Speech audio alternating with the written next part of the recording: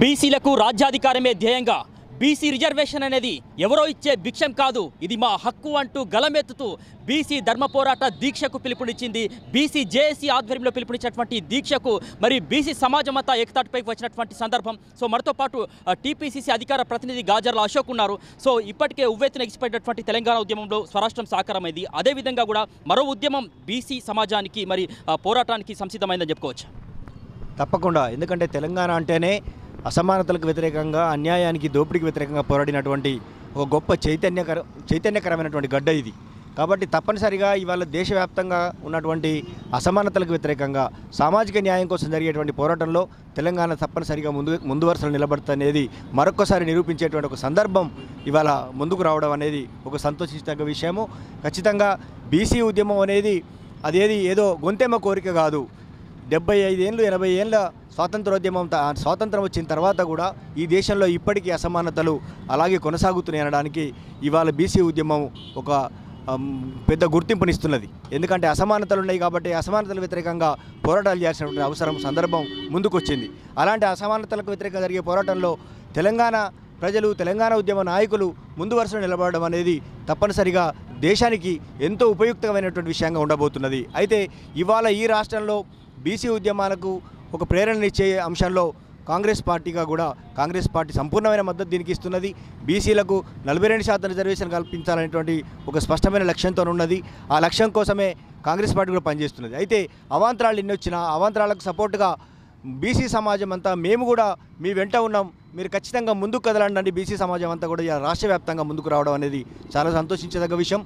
ఒకవేళ ఈ డిమాండ్ను నెరవేర్చడంలో ఇప్పుడున్న ప్రభుత్వాలు కానీ లేదా పాలకులు కానీ సరైన విధంగా నిర్ణయం తీసుకోకపోతే బీసీ సమాజం అంతా దాని వ్యతిరేకంగా గట్టిగా నిలబడి పోరాడడానికి కూడా సిద్ధంగా ఉన్నది. ఈ ఒక్కరోజుతో 2 రోజులతో పూర్తి అయ్యేటువంటి పోరాటంగా కాకుండా ఇది ఒక రాష్ట్రవ్యాప్త ఉద్యమంగా, రేపు దేశవ్యాప్త ఉద్యమానికి కూడా ఒక దిక్సూచిగా మారేటువంటి పోరాటంగా ఇది ముందుకెళ్ళబోతుంది. బీసీ రిజర్వేషన్ అనేది చట్టబద్ధత కల్పించాల్సినటువంటి అవసరంలో 9వ షెడ్యూల్లో కల్పించాల్సినటువంటి ఆవశ్యకత కూడా ఉంది. దీనిపైన ఒక రాష్ట్ర ప్రభుత్వంలో కూడా మీరు కూడా ఒక అధికార ప్రతినిధిగా ఉన్నారు. సో కేంద్ర ప్రభుత్వం పైన ఏ విధంగా పోరాటం చేయబోతా ఉన్నారు? కేంద్ర ప్రభుత్వం మీద ఇప్పటి వరకు ఇవాళ గవర్నర్ దగ్గరికి 2 సార్లు బిల్లు చేసి పంపడం జరిగింది. మీ అందరికీ తెలుసు, రాష్ట్ర వ్యాప్తంగా కాంగ్రెస్ పార్టీ అసెంబ్లీలో 2 సార్లు తీర్మానం చేసి బిల్లు చేసి, మంత్రివర్గంలో కూడా తీర్మానం చేసి బిల్లు చేసి పంపడం జరిగింది. అది గవర్నర్ దగ్గర పెండింగ్ ఉంది. గవర్నర్ గారి విచక్షణకు సంబంధించిన విషయం ఇది వాస్తవంగా. ఎందుకంటే గవర్నర్ గారు అది బిల్లును తిప్పి పంపడమో లేదంటే ఆమోదించడమో కాదంటే దాంట్లో ఇంకేమైనా సూచనలు చేయడమో ఏదో ఒకటి చేయాలి. ఏదో ఒకటి చేయకుండా దాని దగ్గర అట్టి పెట్టుకోవడంలో ఉద్దేశం ఏంటిది అంటే దీని వెనకాల ఇంకా వేరే శక్తులు ఏవో ఉన్నాయో అవైతే వాటిని ఆ బిల్లును పాస్ కాకుండా అడ్డుకునేటువంటి ప్రయత్నం జరుగుతున్నది. దానికి వ్యతిరేకంగా వివిధ దఫాల్లో పోరాటాలు చేయడానికి కాంగ్రెస్ పార్టీ కూడా సిద్ధంగా ఉన్నది. దాంతోపాటుగా రాష్ట్ర వ్యాప్తంగా జరుగుతున్నటువంటి బీసీ ఉద్యమము ఏదైతే ఉందో ఇలా ఒక్కొక్క మెట్టుగా ఈ ఉద్యమం రోజు రోజుకు పుంజుకుంటున్నది, రాజుకుంటున్నది. కాబట్టి ఈ ఉద్యమం తప్పనిసరిగా కాంగ్రెస్ పార్టీగా మేము తీసుకున్నటువంటి నిర్ణయానికి సంపూర్ణమైన మద్దతుగా మాకు బలాన్ని ఇచ్చే విధంగా ఉన్నది. కాబట్టి అందరినీ కలుపుకొని అందరితో కలిసి ఈ పోరాటంలో ముందుకెళ్ళడానికి మేము సిద్ధంగా ఉన్నాం. సో మనతో పాటు జేఏసీ చైర్మన్ రమేష్ గారు కూడా ఉన్నారు. సో మొత్తానికైతే ఇటువంటి దీక్షలే కాకుండా రాబోయేటటువంటి రోజుల్లో సింహగర్జన లాంటి సభలు కూడా, మరి రాష్ట్రాన్ని అగ్నిగుండంలో మార్చేటటువంటి సభలు కూడా ఉండబోయే అవకాశాలు ఉన్నాయా? తప్పకుండానండి. ఈ రోజుతోటి ముగిసిపోయేది కాదు ఉద్యమం. రానున్న రోజులలో 42% రిజర్వేషన్ కోసము అంతిమంగా ఇది సాధించేంత వరకు పోరాటం చేస్తాము. అది ఏదేమైనా కూడా తప్పకుండా ఈ రోజులలో బీసీ సమాజం అంతా అవి సాధించుకోవాలనే దృఢ సంకల్పంతో ఉన్నది. కాబట్టి తప్పకుండా రానున్న రోజులలో ఉద్యమాన్ని ఉధృతం చేసి 42% రిజర్వేషన్ సాధించేంత వరకు పోరాటం చేస్తామని తెలియజేస్తున్నాం. సో ఇక్కడ జయశంకర్ జిల్లాకు సంబంధించి ఇది మా హక్కు అని నినాదాలు గలమెత్తుతున్నారు. ఈ నేపథ్యంలో ఇక్కడ అన్ని పార్టీలన్నీ కూడా ఒకతాటిపై వచ్చినటువంటి సందర్భం ఉందా? అన్ని బీసీ సమాజం అంతా ఒకతాటిపైకి వచ్చిందని చెప్పుకోవచ్చా ఇక్కడ? అవునండి, మొన్నటి బంద్ తోటే మనకు అర్థమైంది. బంద్లో అన్ని రాజకీయ పార్టీలతో పాటు అన్ని కుల సంఘాలు, అన్ని కార్మిక సంఘాలు, విద్యార్థి సంఘాలు, అన్ని సంఘాలు పాల్గొన్నాయి. కాబట్టి మా హక్కు ఇది, మేమెంతో మాకంతన హక్కుతోటి అన్ని కుల సంఘాలు, అన్ని రాజకీయ పార్టీలు పోరాటం సిద్ధంగా ఉన్నాయి. అన్ని రాజకీయ పార్టీలను కలుపుకొని పోయి ఈ పోరాటం ఉధృతం చేస్తామని తెలియజేస్తున్నాం. సో మనతో పాటు తీన్మార్ టీం నుంచి కూడా ఉన్నారు. సో మీరు చెప్పండి, ఇప్పటికే బీసీకి సంబంధించినటువంటి ఒక ఉద్యమం మరో ఉద్యమంలా రగులుతున్నటువంటి నేపథ్యంలో సో మీ పాత్ర ఏ విధంగా ఉండబోతుంది దీనికి సంబంధించినటువంటి బీసీ ఉద్యమం? ఖచ్చితంగా అందరినీ కలుపుకొని వెళ్ళడమే మా పాత్ర. ఎందుకంటే ఇప్పుడు మా పార్టీ పుట్టిందే కేవలం బీసీల కోసం. అట్లా ఈ బీసీ సంఘాలు కానీ ఇతరేతర, ఇందాక అశోక్ అన్న గారు ఒక మంచి మంచి నాకు సంబంధించిన ఇప్పుడు అప్కమింగ్ వాళ్ళకు ఎలాగ అంటే ఉద్యమ స్ఫూర్తి ఎలాగ ఉండాలో అన్నగారి దగ్గర నేర్చుకుంటూ ఇట్లా అందరినీ కలుపుకొని ఈ ఉద్యమాన్ని మరో తెలంగాణ ఉద్యమంలో 9th షెడ్యూల్లో పెట్టడానికి కావాల్సినటువంటి అంశాల మీద ప్రజా పోరాటాలు దిక్సూచి ఏంటంటే ప్రజా పోరాటాలు అల్టిమేట్గా మనం దేశ స్వతంత్ర ఉద్యమం కానీ ప్రజా పోరాటాల ద్వారానే వచ్చినాయి. ఇప్పుడు తెలంగాణ ఉద్యమం కానీ గెరిల్లా ఇలాంటి ఉద్యమాలు ఇవి చూసుకున్నా కూడా ప్రజా పోరాటాలు ప్రజలను అందరినీ కలుపుకొని ఈరోజు అన్నగారు చెప్పినట్టు విద్యార్థులను, రైతులను, కార్మికులను, కర్షకులను అందరినీ కలుపుకొని కూడా మనం పెద్ద ఎత్తున ప్రజా ఉద్యమాలు చేస్తే కనుక ఇది మనం సాకారం చేసుకునేటువంటి అవకాశం ఉంది. ఎందుకంటే ఈరోజు గవర్నర్ గారి దగ్గర మన అసెంబ్లీలో అన్ని పార్టీలు ఆమోదం తెలిపిన బిల్లును పార్లమెంటుకు పంపడం కోసం గవర్నర్ దగ్గర ఇన్ని రోజులు ఎందుకు ఆగుతుంది, ఏ శక్తులు ఆపుతున్నాయి ఇది? ఇప్పుడు బీజేపీ కానీ కాంగ్రెస్ కానీ ఇప్పుడు కాంగ్రెస్ ఏం చేయాలి, ఈ ఏదైతే తెలంగాణ రాష్ట్రంలో ఉన్నటువంటి అన్ని పార్టీలను ఆల్ పార్టీస్ తీసుకుపోయి ఢిల్లీలో కూర్చోవాలి.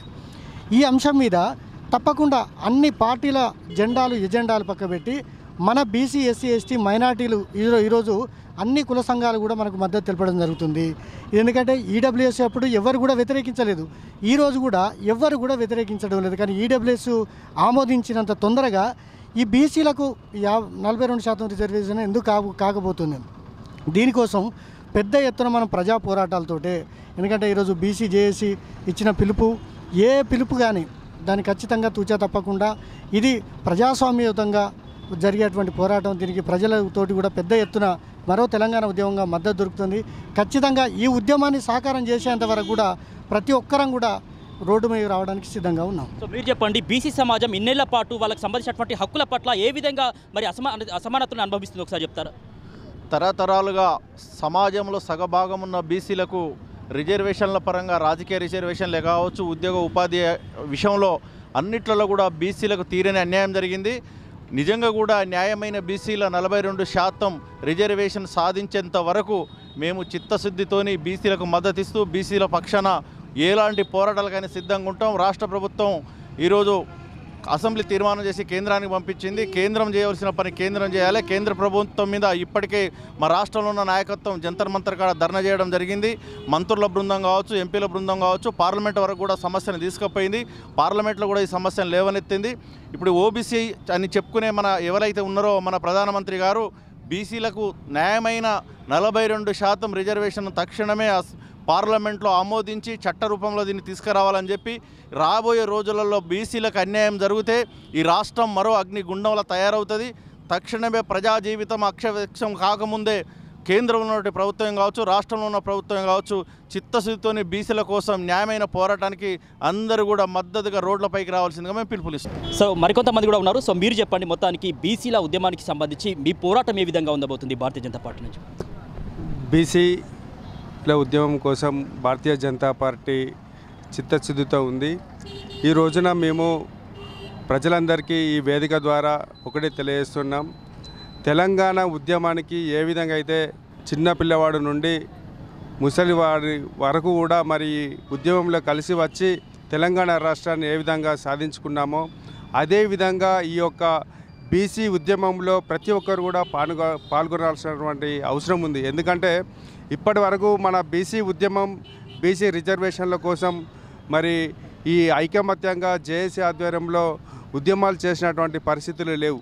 ఇప్పుడు మరి ఈ బీసీ ఉద్యమానికి అన్ని కుల సంఘాలు, అన్ని కుల సంఘాల అధ్యక్షులు, వివిధ పార్టీల అందరూ కూడా మరి ఇప్పుడు బీసీ ఉద్యమం కోసం, బీసీల హక్కుల కోసం చైతన్యం వచ్చింది అనుకుంటున్నారా? మా హక్కులు సాధిస్తే మేము బాగుపడతామనేటటువంటి ఆలోచన ధోరణి వచ్చిందని చెప్పుకోవచ్చా? ఇప్పటికే బీసీలో వచ్చింది 100%. ఇప్పటి వారు ప్రతి ఒక్కరు కూడా బీసీ ఉద్యమానికి మరి ఐకమత్యంగా ముందుకు వస్తున్నారు.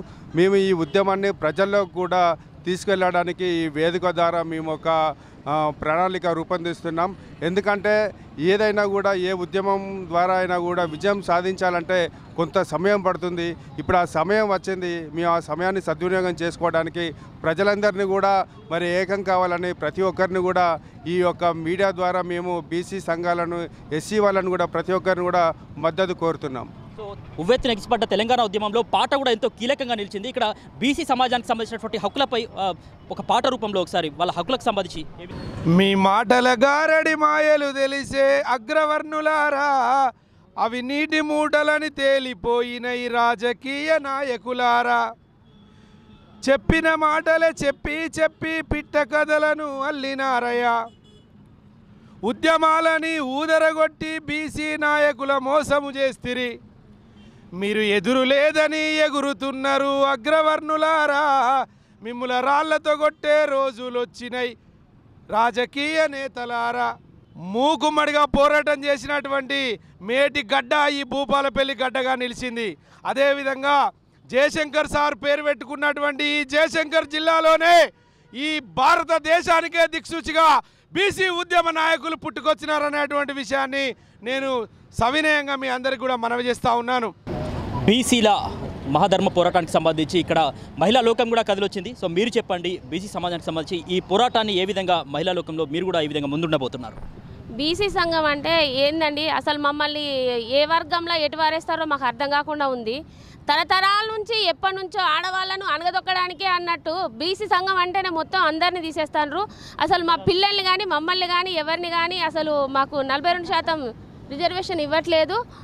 మేము తెలంగాణలో ఎలాగో వంట వార్పులు చేసి ఉద్యమాన్ని సాధించుకున్నామో ఈ బీసీ సంఘంలో కూడా మా మహానాయకులం అందరం కలిసి ఎన్నంటి ఉండి పెద్దగా భారీ ఎత్తున పోరాటం జయశంకర్ జిల్లా నుంచి మేము ఇవ్వడానికి రెడీగా ఉన్నాం. సో మనతో పాటు బీసీ సంఘం జిల్లా అధ్యక్షులు రవికుమార్ ఉన్నారు. సో ఇప్పటికే అనేకమైనటువంటి ఉద్యమాలతో ఈ యొక్క బీసీ సమాజానికి సంబంధించినటువంటి ఆ ఉద్యమం అనేది ప్రారంభమైంది. ఈ నేపథ్యంలో ఈ బీసీ సమాజం అంతా ఒక చైతన్యవంతమైనటువంటి సమాజంగా ఉద్యమంలో మీ పాత్ర ఏ విధంగా ఉండబోతుంది, వారిని మేల్కొనడం కావచ్చు?